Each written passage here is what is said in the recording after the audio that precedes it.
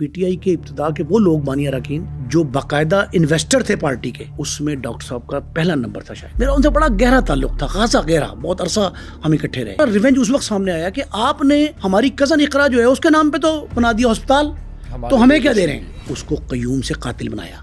वहाँ एक बंगाली नौजवान इसकी टेलीफोनिकली गुफ्तगू कराता है पाकिस्तान की एक शोबिज की खातून से। उस खातून की उम्र इससे 12 साल ज्यादा है। 30 लाख की बजाय ये डिमांड तक करता है कि मुझे प्रॉपर्टी से मेरा हिस्सा दो। जिस लड़की से ये शादी करना चाह रहा था उससे भी इख्तिलाफ था। इसने उसके इश्क में इतना गिरफ्तार था कि उससे ये वादा कर लिया कि अगर मुझे बाप की लाश से गुजरना पड़े मैं गाड़ी तो मैं लेके दूंगा। तफ्तीशी ने मुझे बताई कि सिर्फ हम 2 थप्पड़ मारते हैं, वो सारी कहानी बता देता है। हाइलाइट्स आपने देखी आज सुनो पॉडकास्ट क्राइम में। हमने डिस्कस किया रिसेंटली हुए कत्ल डॉक्टर शाहिद सदीक के। इस कत्ल में